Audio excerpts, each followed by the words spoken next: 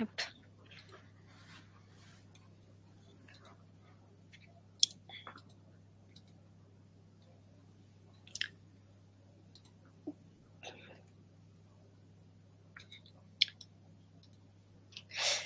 Alors bonjour à tous, merci de vous être connectés pour ce webinaire organisé par Finance Novation avec plusieurs de nos membres qui vont intervenir sur la thématique « Comment adopter de nouveaux modèles de données grâce à l'Open Finance ».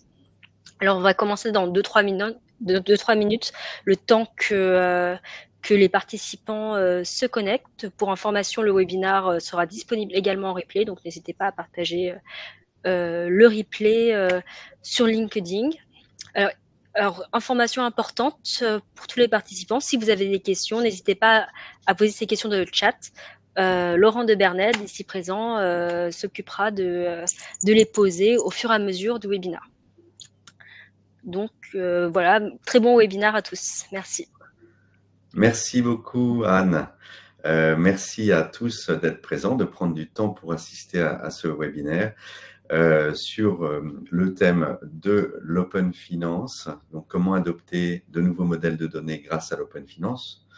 On va passer, donc l'objectif de ce webinaire est de bien comprendre les enjeux de l'Open Finance, je le dis avec un petit accent anglais, ça passe mieux, d'explorer les opportunités offertes par les nouveaux modèles de données et puis d'identifier les implications réglementaires, techniques et business que ça peut apporter. On a autour de la table des experts impliqués de très près dans ces sujets que je vais vous présenter brièvement et puis à qui je passerai la parole pour qu'ils se présentent eux-mêmes. Mais donc, je vais commencer par Salomé. Donc, on a Salomé Guetta Bellalou, qui est juriste, spécialiste de propriété intellectuelle, IA Data chez Bold Avocat, un cabinet qu'elle vous présentera. Ali Amriti, qui était avec nous, merci Ali, bonjour, CEO et fondateur de Rolly, une plateforme d'accès à l'information financière pour les travailleurs non salariés principalement. Brice Barouche, country manager chez Provenir, qui est une plateforme de décision d'accès à de la donnée et une plateforme décisionnelle, en particulier pour de l'octroi de crédit basé sur de l'IA. Il vous en parlera. Et puis, Kaïs Tajev, qui est Groupe Senior Blockchain et Open Data Lead chez Groupe Crédit Agricole. Je fais une petite intro et puis je vous passerai la parole les uns les autres. Vous pourrez commencer par présenter eh bien, votre activité et votre activité au sein de votre entreprise. Et après, on va embrayer sur une table ronde avec des prises de parole et puis un petit débat et des questions-réponses. Donc, je vous encourage tous et toutes à poser des questions dans le chat si vous en avez au fur et à mesure que vous entendez les interventions. N'hésitez pas, on prendra du temps pour y répondre les uns les autres dans la mesure du possible. Et puis, si jamais on ne peut pas y répondre en live, eh bien, vous aurez l'opportunité de contacter les uns et les autres, nous tous, pour approfondir ces sujets et qu'on puisse vous apporter des réponses. Donc, on parle d'Open Finance et l'Open Finance est en ce moment même, avec de l'actualité aussi qu'on partagera avec vous, boosté par une proposition législative de la Commission européenne qui s'appelle le Financial Data Access, qui a été présenté le 28 juin 2023 et qui vise à établir un cadre harmonisé pour l'accès et le partage des données financières au sein de l'Union européenne. Donc, c'est une législation, un projet législatif important et qui a pour objectif, les objectifs principaux sont l'élargissement du périmètre des données partagées, qui va au-delà de ce qu'on connaît aujourd'hui avec la DSP2 et les autres réglementations en vigueur, un renforcement des droits des consommateurs sur les autorisations, le consentement ou pas d'accès à des données et du partage de leurs données financières, avec plus de transparence que ce qui existe aujourd'hui et probablement résultant un meilleur service, un accès plus personnalisé à des services financiers proposés par tous les acteurs, qu'ils soient banques, assureurs, fintech. Et puis surtout, ça vise à promouvoir l'innovation dans les services financiers. C'est un des objectifs affichés. Donc, on va voir que ça a des conséquences pour les banques. Et là, Caïs va nous en parler précisément. On va voir que ça aussi, bon, il y a des impacts techniques, des impacts réglementaires, mais on a aussi des opportunités qui se présentent pour les banques, pour les assureurs, qui sont des détenteurs des données, mais aussi pour les utilisateurs, les consommateurs finaux, mais surtout les intermédiaires qui vont pouvoir accéder à ces données pour proposer des services. Donc, c'est très important pour toute l'Europe. Ça reste un projet législatif aujourd'hui qui est en pleine évolution, en pleine discussion. Et sans plus attendre, on va rentrer dans le vif du sujet pour vous apporter tout ce qu'on peut comme information là-dessus. Et n'hésitez pas, encore une fois, à poser vos questions. Voilà pour ma partie. Et puis, je vais vous laisser la parole les uns les autres très vite pour vous présenter rapidement. Et ensuite, on commencera avec quelques questions que je vais poser à Caïs. Salomé, est-ce que tu veux te présenter rapidement et le cabinet ? Oui, bien sûr, avec plaisir. Merci beaucoup. Donc, moi, je travaille chez Bold, qui est un cabinet spécialisé dans l'accompagnement des startups, donc au sens large, les scale-up aussi, donc toutes les entreprises innovantes. Et je travaille sur les sujets liés à la protection des données personnelles et aux nouvelles technologies au sens large. Voilà. Donc, vous pouvez nous contacter sur tous les sujets comme l'intelligence artificielle, voilà, tous les contrats liés aux nouvelles technologies, la propriété intellectuelle. Voilà. Et vous avez un modèle intéressant qui est un modèle forfaitaire aussi pour des startups avec un accès à du conseil juridique en mode forfait. Exactement, on travaille à l'abonnement illimité. Donc, voilà, le client paye un abonnement et il peut nous poser, il a accès à toute notre ingénierie juridique au cours de l'année, que ce soit des questions de la revue de contrat, des sujets voilà, liés aux droits des sociétés, aux salariés, etc. Merci Salomé. Ali, est-ce que tu veux nous parler de Rolly ? Avec plaisir. Donc moi, je suis Ali Amriti, cofondateur et CEO de Rolly. Rolly, c'est une plateforme d'open finance qui facilite le partage de données alternatives entre des travailleurs et des institutions financières. Et ce que j'appelle données alternatives, c'est tout ce qui n'est pas données bancaires. Donc, on n'a pas d'intégration bancaire comme les plateformes d'open banking. On va les intégrer à des logiciels comme les logiciels de paie, les plateformes de freelancers, les plateformes gouvernementales, pour venir consolider des données comme les données de revenus, d'activité et des données aussi qui permettent de créer un modèle de risque pour des populations qui ne sont pas facilement scorables. Donc, l'entreprise a un peu plus de 3 ans aujourd'hui et on a un peu plus d'une vingtaine de personnes avec des clients dans plus de 10 pays dans le monde aujourd'hui. Oui, merci Ali. Et c'est intéressant puisque eh bien, vous finalement permettez à une forme d'accélérer une forme et de favoriser une forme d'inclusion financière, bien entendu, en permettant de l'octroi de crédit sur des segments de marché qui auparavant n'étaient pas faciles à scorer et à évaluer pour les banques. Exactement.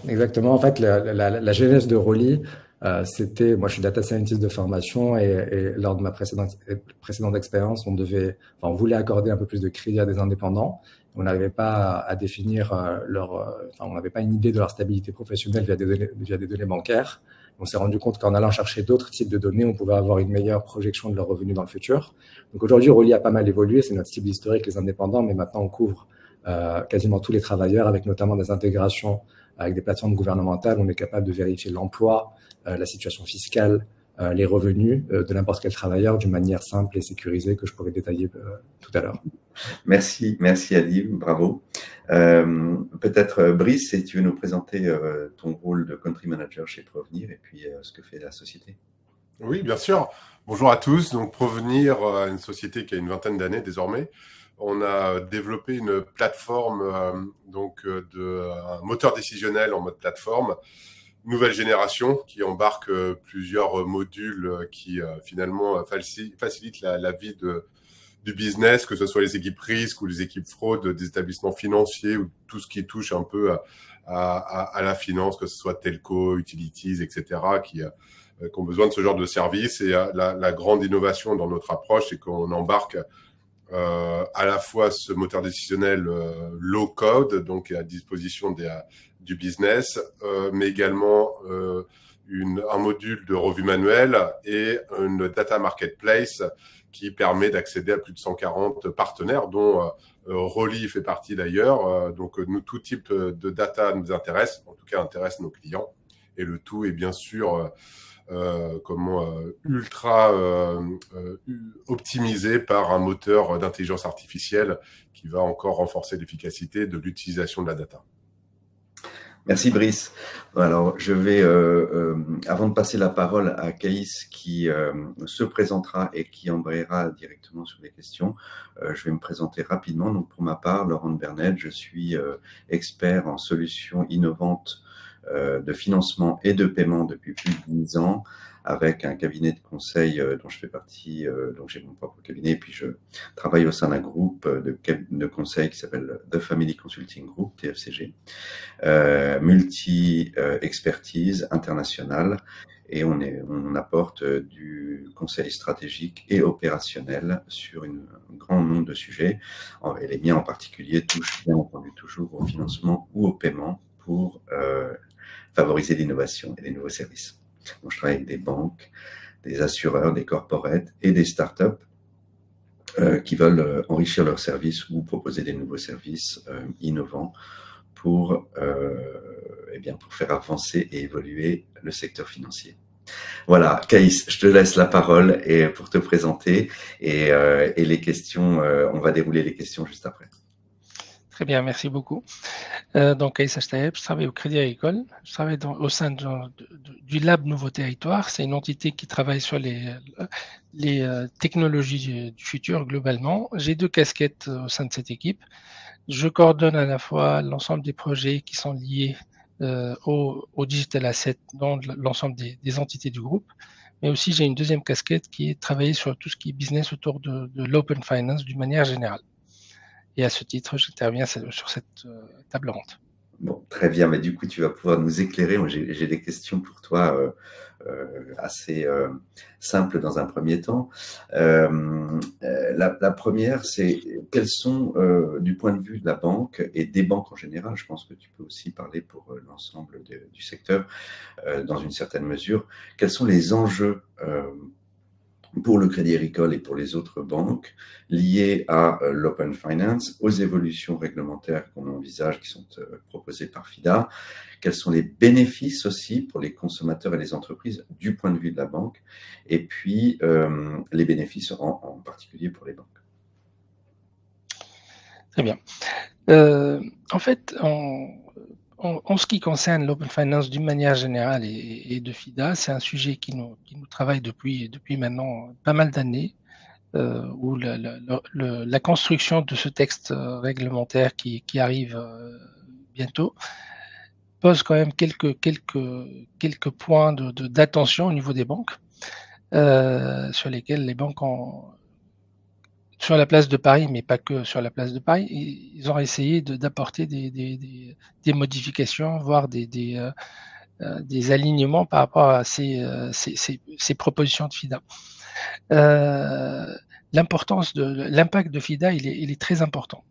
Quand on regarde un petit peu ce qui s'est passé avec la DSP2 et les investissements et les coûts qui étaient liés à la DSP2, et quand on voit le scope qui est celui de FIDA, on peut imaginer très rapidement les coûts et les impacts que les banques, étant holders majoritaires des données, pourraient endurer si le texte il passe tel qu'il est.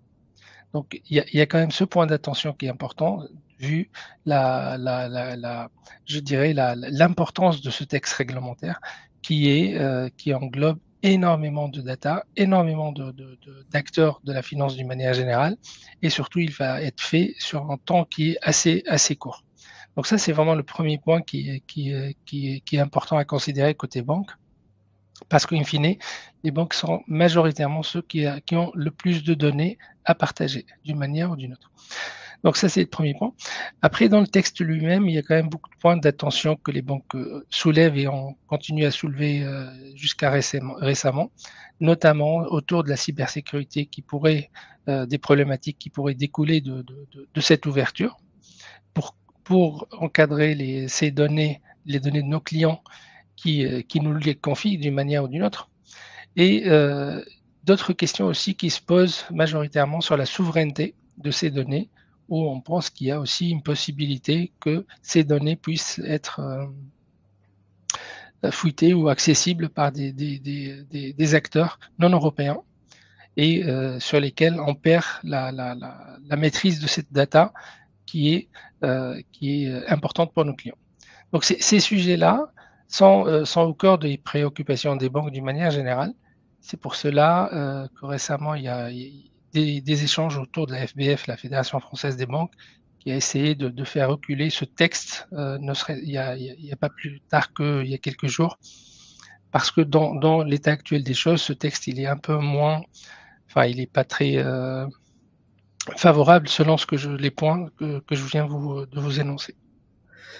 Mais Keïs, juste pour rebondir sur ce que tu viens de dire, qui est très intéressant comme point de vue, qui donne la vision des banques et les enjeux notamment techniques, technologiques et sécuritaires qui existent, il y a quand même dans le texte un encadrement avec des points sur la gouvernance qui doivent être bien établis et bien encadrés.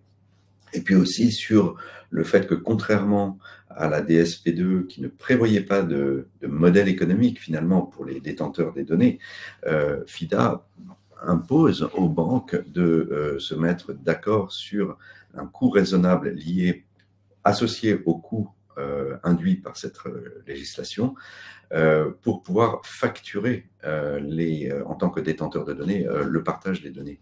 Et ça, c'est quand même assez nouveau et ça peut représenter une opportunité aussi pour les banques.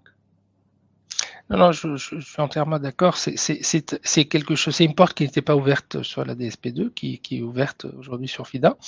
Maintenant, le point est quel serait ce coût raisonnable, parce que raisonnable, je ne sais pas de quel côté. Mais en fait, cette discussion, je pense, ça va s'ouvrir si le texte continuera à exister tel qu'il est aujourd'hui. Et parce que c'est crucial que le modèle économique reflète les investissements qui seraient mis en place pour se conformer à cette réglementation, qui, je le rappelle, n'est pas une directive, donc elle s'applique sans transposition locale, et qui, le jour où elle s'appliquera, elle doit être live pour tout le monde, pour toute l'Europe. Donc c'est important de se dire que cette réglementation va nécessiter énormément d'ajustements. Donc on va le voir tout à l'heure peut-être sur les systèmes d'information des acteurs bancaires, mais pas que, sur l'écosystème d'une manière générale, notamment avec ces schemes qui pourraient être mis en place pour partager la data. Mais le point économique que tu mentionnes, Laurent, est très important parce qu'il faudrait nécessairement que les acteurs autour de la table se mettent d'accord sur les modalités et le financement de ces échanges de data qui coûtent aux holders d'une manière générale pour les partager. D'accord. Et dans vos réflexions, j'imagine qu'il y a énormément de développement interne parce que les banques, en particulier quand il s'agit d'infrastructures technologiques, de gestion du risque, développent des solutions internes principalement. Est-ce qu'il y a une place pour des solutions externes dans ces évolutions technologiques que vous envisagez? Est-ce que c'est un sujet que tu peux aborder avec nous? Il est évident aujourd'hui que le scope de cette réglementation il est tellement large que je pense que se dire qu'un acteur tout seul serait capable de tout faire, c'est une aberration. Maintenant, je pense que l'ensemble des banques, d'une manière générale, vont s'ajuster sur leur core système déjà, parce qu'il doit s'adapter aussi pour préparer ce type d'échange. Mais je dirais la duplication ou les configurations multiples qu'on pourra avoir, que ce soit sur les schemes, que ce soit sur les applications nécessaires, à mon avis, nécessiteront des interventions de plusieurs acteurs parce que j'imagine que sur des cas particuliers qui ne sont pas forcément des mainstream pour les banques, il y aura nécessité de développer des cadres spécifiques. Et dans ce cas-là, je pense que des acteurs spécifiques et des acteurs qui ont les moyens sur ces niches-là, ils seront les plus à même à développer des activités ou des applications plus adéquates en fait. Mais je pense qu'il y aura nécessité d'une collaboration avec beaucoup d'acteurs pour pouvoir développer ce gigantesque chantier qui est FIDA.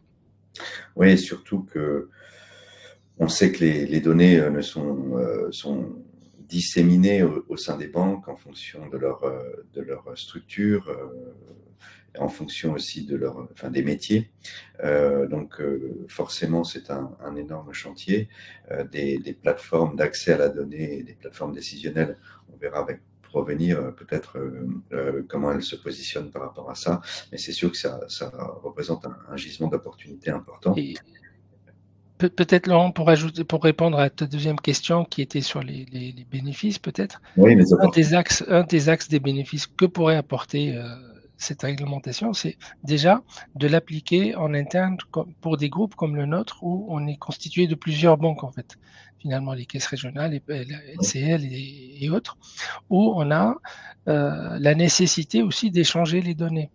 Et donc, il y a aussi ce bénéfice qui pourrait s'appliquer sur les échanges, même intra-groupe, qui pourrait bénéficier, pas forcément dupliquer ce qui se passe à l'extérieur, mais en tout cas bénéficier des développements et des investissements qui seraient faits si le texte reste à ce niveau. Donc, il y a quand même indirectement des bénéfices à espérer sur cette partie-là, en dehors de la partie business qu'on peut développer aussi. Oui, et puis peut-être que un des axes pour les banques, en tout cas en termes d'opportunités, c'est peut-être un élargissement du périmètre de leur champ d'intervention, puisque c'est à l'échelle européenne. Donc, est-ce que le niveau européen, est-ce que vous voyez des opportunités pour aller travailler en dehors des frontières peut-être et aller chercher du business ailleurs ? Je pense qu'on le fait déjà sur pas mal d'entités qui ne sont pas que en un peu France. plus. Ouais. Mais effectivement, l'ouverture avec un texte harmonisé au niveau européen ne peut qu'encourager le développement transfrontalier en Europe d'une manière générale. Après, faut peut-être aussi revenir un petit peu à ce qui s'est passé avec la DSP2 et pour ceux qui l'ont vécu, ça a pris beaucoup de temps pour démarrer. C'est pas quelque chose qui se fait très simplement, mais peut-être avec FIDA, même si c'est complexe, peut-être qu'on aurait à éviter certains points négatifs qui étaient liés à la DSP2, que peut-être avec FIDA, on fera pas ce type d'erreur. Mais clairement, ça a pris beaucoup de temps, ça demandait beaucoup d'investissement. Peut-être avec FIDA, il y aura peut-être des systèmes ou des manières ou des schemes qui seraient beaucoup plus adaptés à des datas qui sont beaucoup plus larges et beaucoup plus diversifiées. Donc, il faudra trouver d'autres moyens que de faire des spaghettis avec les API entre les acteurs et des deux côtés. D'accord. Donc, en conclusion, quelques mots peut-être, si tu veux juste conclure très rapidement avant qu'on passe la parole aux autres intervenants, sur les enjeux, la data, sur l'infrastructure, vous en êtes au stade de réflexion, et puis il y a aussi peut-être des évolutions à attendre de la réglementation elle-même, du projet législatif. Et effectivement, en fait, sur le projet législatif, il y a quand même beaucoup de points qui ne sont pas encore très ficelés, même à ce niveau, notamment la couverture des acteurs type les grandes corporates, par exemple. Donc ça, c'est pas... Je pense qu'il y a eu beaucoup d'allers-retours sur ce point-là. Tant que le texte final n'est pas apparu, il y a toujours un risque que ça change. Et donc, dans des groupes comme le nôtre, il y a des impacts qui peuvent être liés à ce type de choses. Donc, il y aura des entités qui seraient impactées alors qu'ils ne l'étaient pas, ou dans l'autre sens. Mais indépendamment du fait que le texte n'est pas encore finalisé, je pense que comme l'ensemble des banques, même s'ils sont assez réticentes sur cette réglementation, je pense que tout le monde se prépare dans le sens où il faut être prêt pour s'il y a une nouvelle réglementation qui arrive. On n'a pas le choix que de l'appliquer et surtout de transformer quelque part une contrainte qui, à la limite, au début, ça peut être considéré comme une contrainte en potentiel business. Et sur ça, que nous devons regarder si le texte reste dans son état.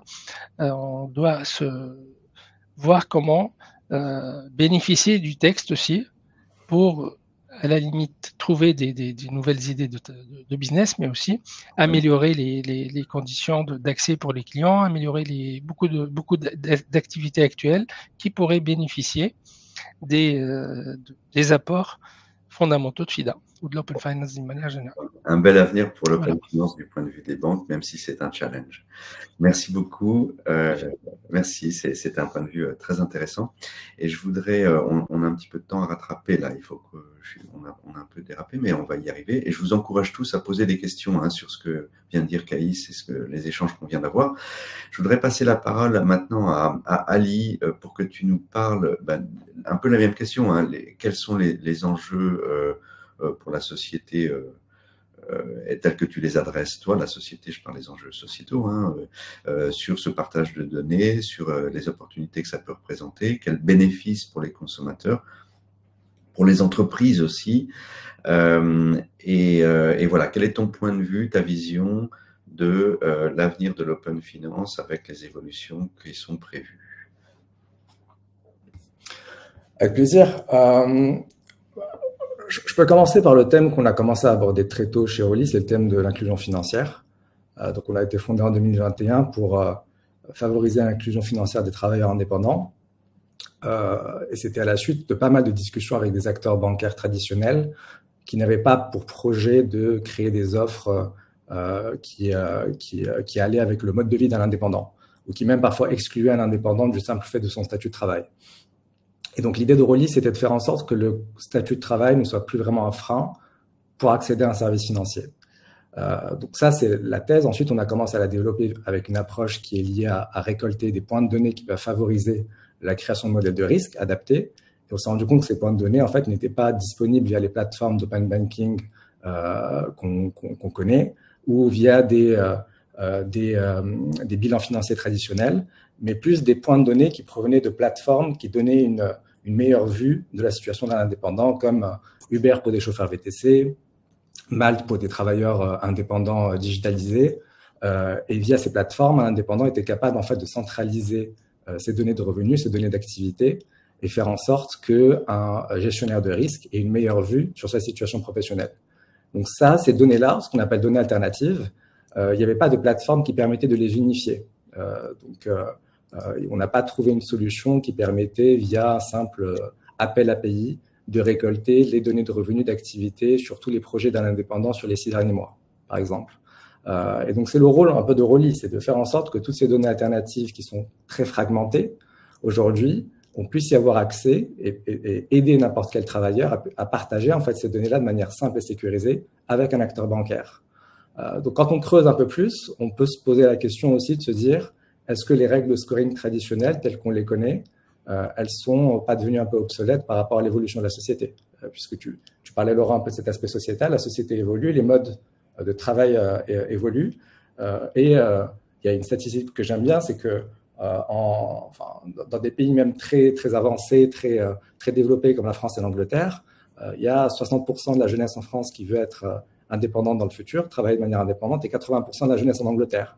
Donc, c'est pas quelque chose qui est uniquement en fait dans les marchés émergents où il n'y a pas où la flexibilité en fait du mode du travail est une norme. Les gens ont beaucoup de travail différent pour pouvoir subvenir à leurs besoins. Même dans des pays très développés en Europe, il y a une aspiration de la jeunesse à vouloir avoir un, deux, plusieurs travaux différents et faire en sorte de diversifier leurs revenus. Donc, quand on a cette évolution de la société et des règles de scoring qui n'ont pas vraiment changé depuis pas mal d'années, il faut repenser la manière dont on évalue le risque d'un travailleur.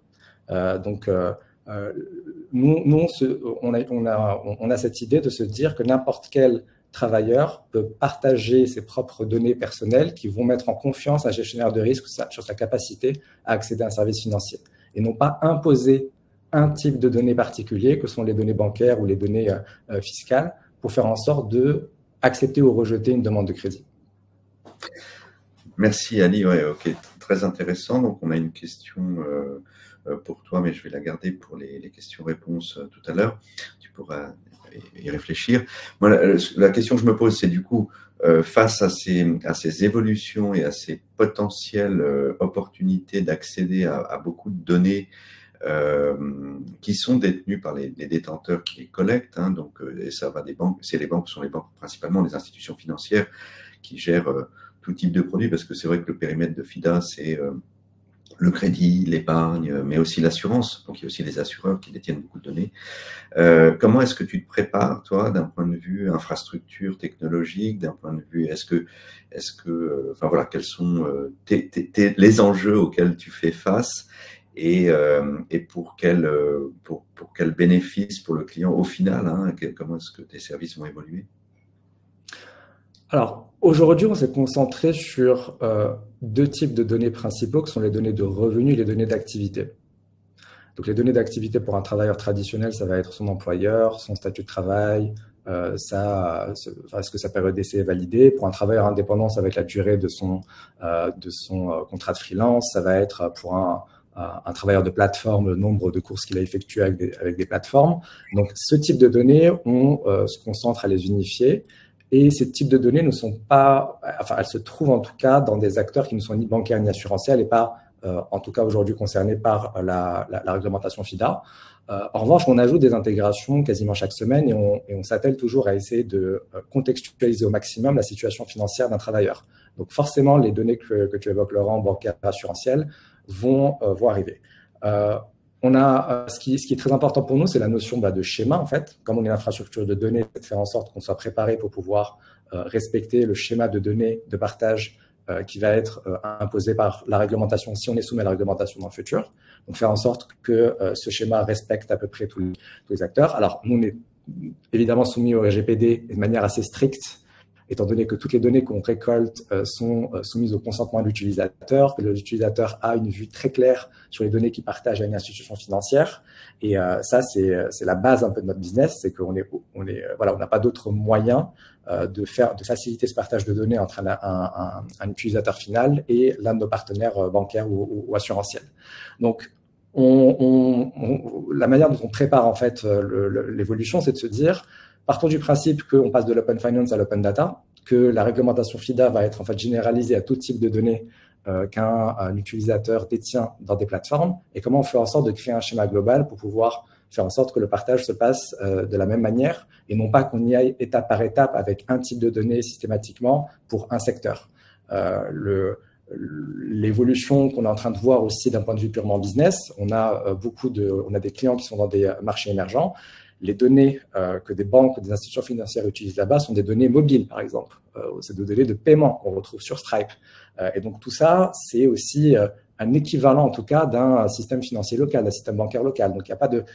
Il y a aussi quelque chose qui est en fait lié au fait que ces types de données peuvent dire la même chose, elles sont variées, mais elles peuvent dire la même chose pour pouvoir scorer un travailleur final. Comment on fait en sorte d'avoir un schéma global qui puisse faire en sorte que des acteurs comme nous, des acteurs partenaires, respectent un peu les principaux accords de FIDA et d'autres réglementations à venir. Et de beaux challenges à venir avec bien entendu la puissance de l'IA sur la capacité à traiter des données en masse, en volume, avec de l'anticipation. Donc j'imagine que c'est un gros sujet pour toi, la question de la blockchain, et puis pourquoi pas aussi les questions qui vont se poser, qui vont arriver avec l'utilisation de stablecoin dans la rémunération ou dans les paiements, dans les dépenses, et qui doivent être pris en compte aussi en attendant des monnaies de banque centrale qui pourraient aussi impacter ton business. Donc, des gros challenges technologiques, tout ça bien entendu avec un challenge réglementaire, et ça nous amène au sujet prochain. C'est le point de vue juridique et réglementaire que Salomé pourrait nous apporter. Donc, quels sont les enjeux, Salomé, réglementaires, quels sont les défis juridiques et aussi comment est-ce que la réglementation, dans ce cadre-là et dans ces évolutions, va favoriser l'innovation? Ah, on t'entend pas. Micro muet. Merci. Merci Laurent. Effectivement, il y a un vrai sujet réglementaire et on le voit depuis le début de la conversation. D'un côté, il y a une vraie nécessité d'innover et de l'autre côté, il y a une vraie nécessité de protéger les données du client. D'autant plus que les données financières, c'est des données quand même voilà, qu'on n'a pas envie de voir divulguer, que ce soit pour des raisons de confidentialité ou parce qu'elles peuvent donner lieu à de la fraude. Et donc, ce que cherche à faire le législateur, c'est d'un côté de favoriser l'innovation. On l'a vu avec la DSP2 notamment, et de permettre l'entrée à ces nouveaux acteurs, de l'entrée sur le marché à tous ces nouveaux acteurs, mais tout en protégeant les données, puisqu'on est dans un environnement numérique de plus en plus complexe et avec un accès à de plus en plus de données, et donc il va falloir les protéger. Donc, il y a ce côté réglementaire, mais avant tout, pour moi, c'est une question de confiance du client. C'est-à-dire que la réglementation, elle ne doit pas vous faire peur, puisqu'il n'y a pas d'innovation sans confiance du client. Et je ne vais pas confier mes données à quelqu'un si je ne suis pas sûre qu'elles sont protégées. Donc, il y a tout un panel de réglementations qui ont vu le jour ces dernières années. Aujourd'hui, on parle beaucoup de FIDA, mais finalement, elle vient se rajouter à d'autres réglementations qui sont nées sur l'innovation ou dans le secteur financier. Si on prend, donc on a par exemple le RGPD sur la protection des données personnelles qui est d'abord venu en 2016 avec une entrée en application en 2018, protéger les données personnelles, donc c'est les données identifiantes directement ou indirectement de personnes physiques. Donc là, les personnes morales ne sont pas concernées. Ensuite, on a DORA qui entre aussi là en application dès janvier, qui vient rajouter une couche de cybersécurité. Un mot rapide, puisque comme vous l'avez dit, allié Laurent, sur l'IA qui va venir encore, qui va être de plus en plus présente dans l'innovation. Donc, il faut aussi rajouter cette couche éthique avec le règlement sur l'intelligence artificielle. Il va y avoir dans le secteur financier des vrais sujets liés à la décision entièrement automatisée. Donc, je vais accorder un crédit sur la seule volonté d'un algorithme. On a eu les directives, la DSP2, puis la DSP3 qui sont venues ouvrir le marché à de nouveaux acteurs, en imposant aux banques finalement d'ouvrir leur système, mais via des API sécurisées.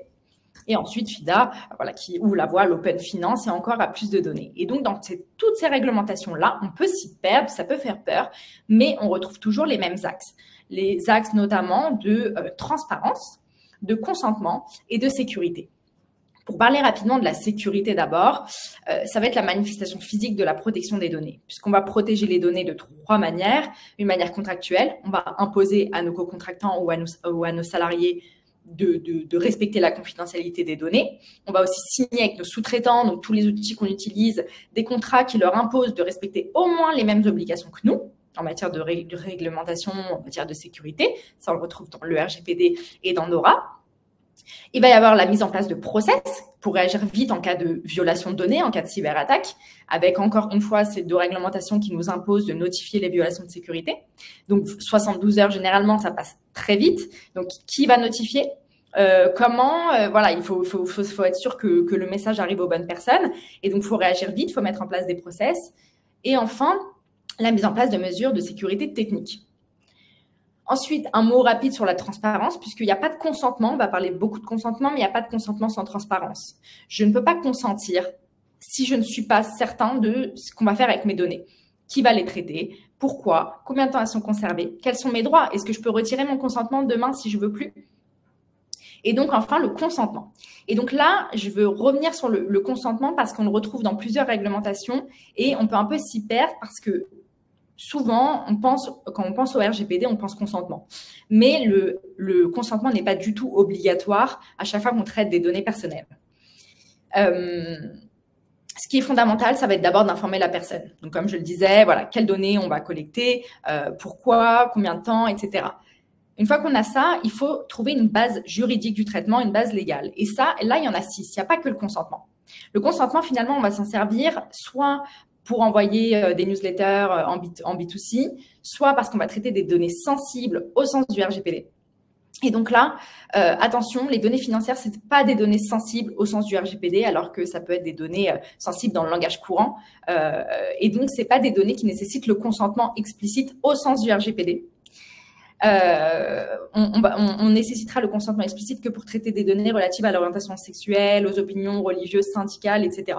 Les données financières, c'est des données à caractère hautement personnel pour lesquelles il va falloir une attention particulière, mais on n'est pas obligé de demander le consentement.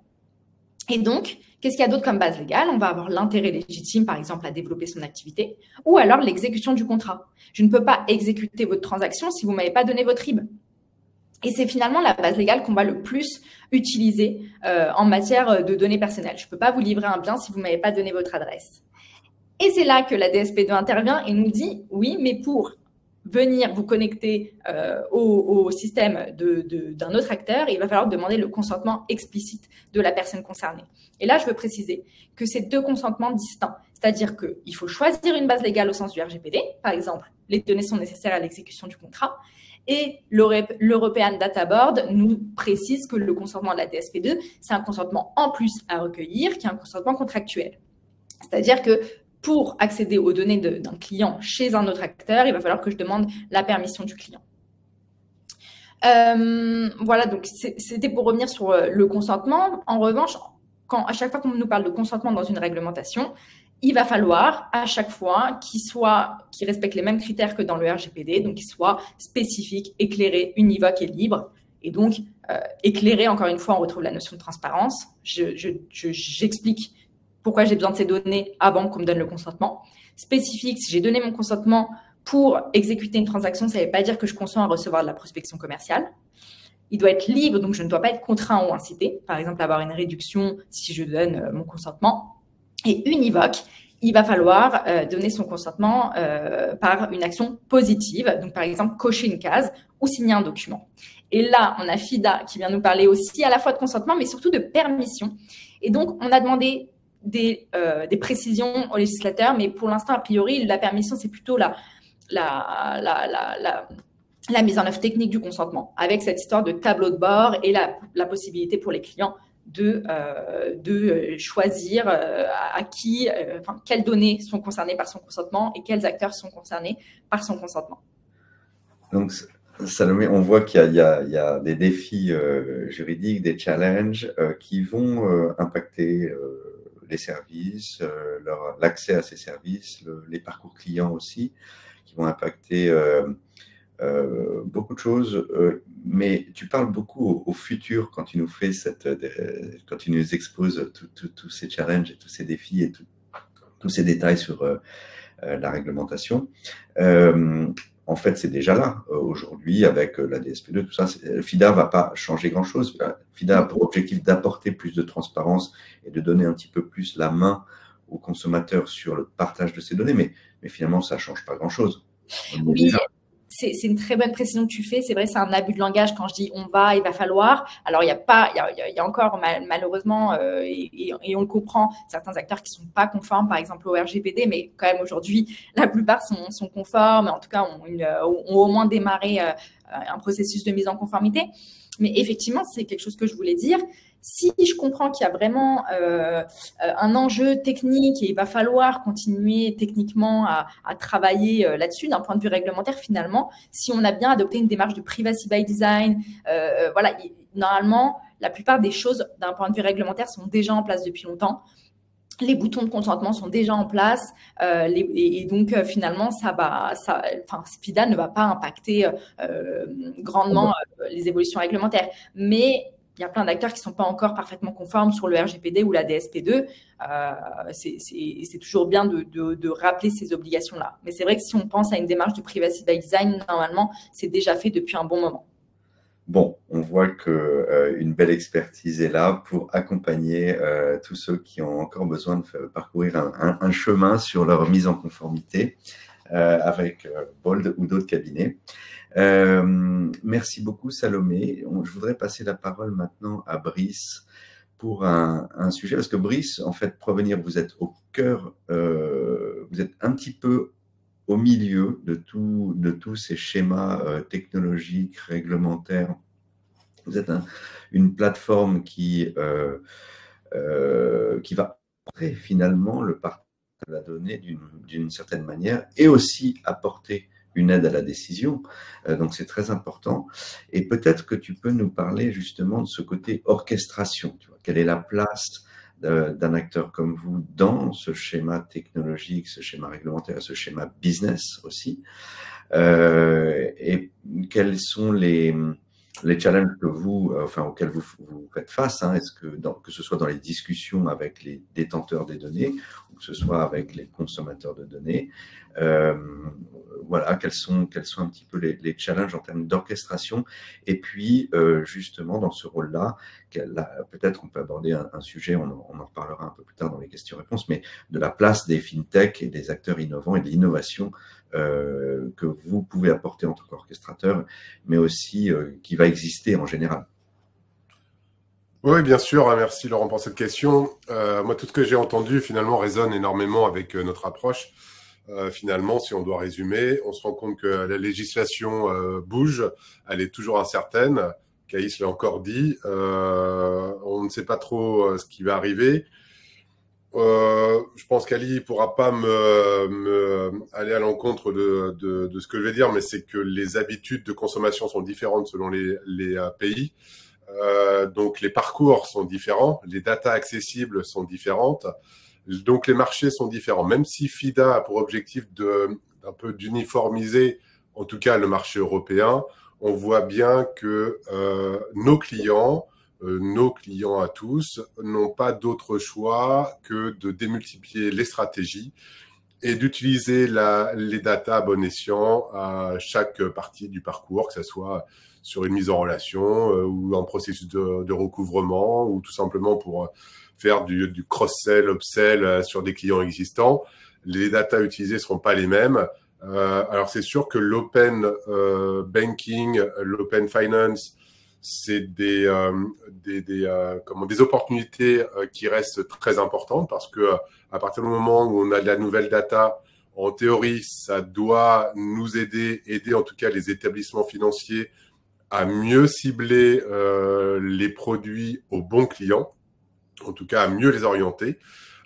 Mais le problème de fond, et tu l'as très bien dit Laurent, c'est que derrière, il faut avoir cette agilité. Bien souvent, les grandes banques, alors je ne dirais aucun nom, mais de toute façon, elles sont toutes plus ou moins dans le même contexte, mais ont souvent des architectures un peu legacy, un peu lourdes, et qui ont du mal justement à sortir de cette... alors c'est ultra sécurisé et on peut pas leur reprocher d'être ultra sécurisé parce que c'est leur premier devoir, on va dire. Mais on voit bien que pour faire face à la concurrence qui est de plus en plus internationale désormais, il faut qu'ils deviennent de plus en plus agiles et puissent aller chercher dans ces nouvelles régulations, ces nouvelles data, des opportunités pour développer des nouvelles offres, mieux cibler leurs clients. Et pour ça, il n'y a rien d'autre de mieux que de l'agilité. Nous, en tout cas, ce qu'on a opté, hein, je dis pas que c'est la solution miracle, hein, mais en tout cas, j'ai l'impression qu'on a plutôt du succès, c'est justement de réussir à mettre le pouvoir dans les mains du business. L'IT fait ce qu'il peut et justement a du mal à suivre ces différents changements de régulation. Ce qu'on aimerait, c'est rendre le pouvoir au business, aux équipes risques, aux équipes fraude, d'aller chercher les bonnes datas au bon moment. Typiquement, les datas que Ali expliquait par rapport à un type de clientèle et une cible absolument particulière. Je trouve ça ultra intéressant et ça serait...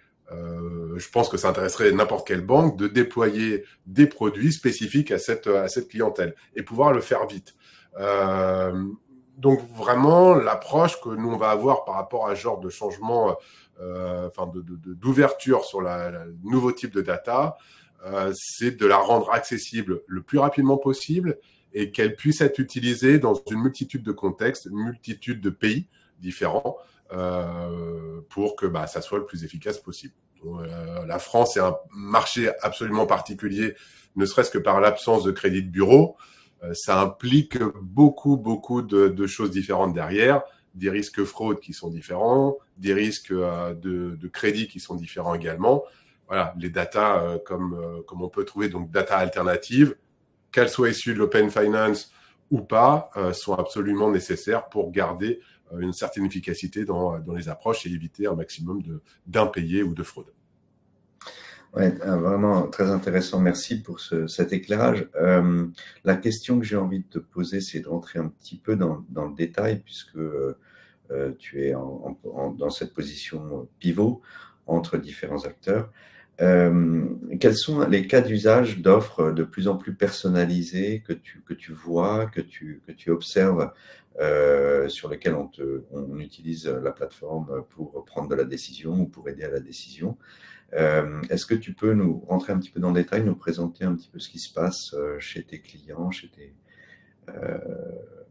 les consommateurs de Oui, bah, à la limite, alors, je ne pourrais pas forcément citer très précisément, des choses qui existent. mais je trouve justement que l'exemple sur la partie inclusive qui était poussée par Ali, c'est un très bon exemple. C'est-à-dire qu'en fait, ce sont typiquement des clients des clients finaux qui n'avaient pas accès à certains produits financiers.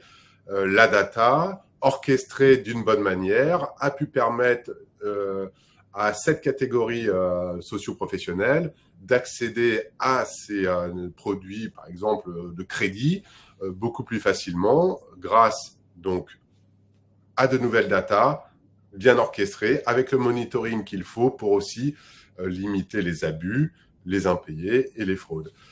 C'est un exemple qui a été mis en place, et ce qu'on est en train qui a déjà été mis en place, et ce qu'on est en train de mettre en place en ce moment même, c'est également des approches, on sort un tout petit peu du sujet, mais c'est des nouvelles data qui sont plutôt orientées ESG pour mettre en place des produits un peu green. C'est assez tendance en ce moment. Donc, permettre d'avoir la possibilité de cibler, alors dans le B2B par exemple, donc de mettre des facilités d'accès à des produits financiers pour des entreprises qui soient plus green que d'autres, par exemple. Donc là, on intègre aussi des nouvelles data, open ou non, qui contribuent à ouvrir ces nouveaux marchés et à préciser certaines nouvelles cibles. Oui, j'imagine qu'il y a aussi des champs d'opportunité du côté de l'assurance affinitaire, de l'assurance personnalisée, de plus en plus. On voit que les assureurs aussi, qui ont des legacy dans leur process et dans leur système, deviennent de plus en plus agiles et se tournent de plus en plus vers des projets innovants, et notamment tirés par leurs clients, qui leur demandent des parcours clients de plus en plus efficaces, qui leur demandent... Il y a la concurrence, hein. Plus en plus de digital, qui leur demande une accélération des traitements de dossiers, des règlements de sinistres, etc. Donc, il y a tout ça tiré par le marché. En fait, ces acteurs-là vont aussi devoir aller vers une personnalisation de plus en plus forte. Et j'imagine que ce sont des sujets que tu côtoies aussi, sur lesquels vous êtes consulté. Il nous reste un petit peu de temps, là, quelques minutes, pour passer à des questions transverses auxquelles je vous invite à répondre en prenant la parole les uns les autres. Donc, on a parlé des enjeux, on a parlé des défis. Je voudrais juste revenir peut-être sur les principaux obstacles à l'adoption des nouveaux modèles que peuvent présenter, dans le cadre de l'Open Finance. Est-ce que vous avez des obstacles qu'il faut souligner aujourd'hui, en quelques mots, pour l'adoption de ces modèles, de ces nouveaux modèles, de ces modèles plus personnalisés, plus ouverts et de ce partage? Peut-être commencer. Oui, Caïs, vas-y. En fait, un des points les plus critiques, c'est la duplication, la multitude des schémas qu'il faudrait mettre en place. Donc, ça fait que à chaque fois qu'il y a des acteurs avec des idées, avec des services et autres, est-ce qu'on va sur nouveau des schemes différents par pays, par type, par consortium, par type d'architecture, par application, par métier? Et ça, je pense que ça risque de faire des retards. En tout cas, ça complexifie la mise en place et l'adoption.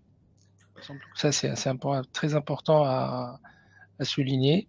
Oui. Et l'autre point, il y a un autre point par rapport à ce que disait tout à l'heure Salomé, sur les consentements et autres. Moi, j'ai l'impression qu'avec la multitude de choses sur lesquelles le client va consentir, je me demande si on ne va pas les noyer avec un type à chaque fois, aller sur ces services-là, essayer de trouver sur quoi on va consentir. Il faut savoir quel est l'objet exact du consentement, de la data, la transparence. Est-ce qu'on n'arriverait pas à une situation, on serait comme sur les cookies sur les sites internet où il faut à chaque fois dire OK, sinon tu rentres pas. Est-ce que c'est pas dans ce sens-là? Est-ce que ça va pas complexifier la chose et puis le parcours client dans, pour empêcher un petit peu l'adoption de ces approches qui devraient être le plus automatisé possible, le plus simple possible, mais avec ces contraintes qui sont assez lourdes à gérer côté client. Très intéressant comme point de vue. Je pense qu'effectivement, ce sujet de la multiplication des autorisations, des consentements va être important. Peut-être qu'on ira vers une tokenisation du consentement qui pourrait être réutilisé par une multitude de sites ou de fournisseurs de services qui veulent utiliser ces consentements. Peut-être que les consommateurs vont finalement arriver à monétiser ces consentements aussi, peut-être, je ne sais pas où. Bref, tout ça sont des très bonnes questions. Est-ce que quelqu'un veut rebondir là-dessus, sur ces obstacles majeurs ou ces histoires effectivement de consentement de parcours qui vont être complexes? Oui, moi, si je peux répondre rapidement, je voudrais vraiment insister sur le fait qu'il ne faut pas avoir peur de la réglementation et que je ne pense pas que la réglementation soit un obstacle à l'innovation. Et je comprends cette problématique de multiplication des consentements, mais l'idée justement, et quand je disais qu'il n'y a pas besoin forcément de consentement dans le RGPD, c'est qu'il va falloir aller chercher à justement respecter la réglementation, mais sans alourdir le parcours client. Donc, si vous n'avez pas besoin de consentement au sens du RGPD, n'allons pas le chercher, allons chercher une autre base légale pour avoir un seul consentement. Celui, par exemple, de la DSP2 ou de FIDA, donc un tableau de bord clair avec finalement voilà, vos permissions et ça permettra de respecter la réglementation sans alourdir le parcours client. Et c'est vrai que le rôle aujourd'hui, nous, des avocats, c'est vraiment d'essayer de conseiller d'un point de vue le plus business possible pour pas alourdir ces parcours clients. Et je pense vraiment qu'il faut voir la réglementation comme allant dans le sens de l'innovation plutôt que dans le sens de la bloquer. Et je pense vraiment, si on se remet nous à la place des consommateurs et des clients, si on pense à nous, on pense à nos enfants, on va se dire, bah, finalement, moi, est-ce que j'aurais consenti, est-ce que j'aurais donné mes données et on peut essayer de trouver le juste milieu pour respecter la réglementation sans alourdir trop le parcours client. Très bien, merci beaucoup, merci Salomé. Un autre sujet très important dont on a parlé un petit peu, c'est bien entendu le risque, la cybersécurité, qui est déjà encadrée, qui va devenir de plus en plus. Mais on voit aussi que qu'il y a de plus en plus de fuites de données énormes et majeures qui font des dégâts colossaux en termes chez les consommateurs, avec des nouveaux schémas de fraude aussi qui vont peut-être se dessiner, parce que plus la donnée est exposée, plus elle est partagée, plus il peut y avoir ce risque de fuite, et après ça, des dégâts très importants en termes de perte de valeur financière pour les consommateurs. Mais il y a aussi peut-être une perte de souveraineté dont tu as parlé, Caïs, sur lequel vous voulez réagir les uns les autres, sur ces sujets de cybersécurité. Est-ce que c'est au cœur de vos préoccupations, Brice, Ali? Oui, forcément. Enfin, la partie fraude, en effet. En fait, le fait que la data soit accessible plus largement via l'Open Finance fera que les risques aussi seront plus conséquents. C'est-à-dire qu'en gros, si un login et mot de passe est volé, l'usurpateur pourra avoir accès à encore plus de données et donc pourra être encore plus efficace dans sa tentative d'usurpation. Après, il y a toujours des moyens de pallier à ce genre d'attaque. On peut vérifier les devices, on peut vérifier plein de choses. Je reviens à ce que je disais tout à l'heure, c'est-à-dire qu'en gros, il n'y aura pas une solution qui sera une solution magique pour vous prévenir de toute tentative de fraude. Mais par contre, l'ajout de plusieurs solutions sur un parcours, tout en évitant la friction, bien évidemment, va faire en sorte de limiter votre risque, en tout cas votre exposition vis-à-vis des fraudeurs.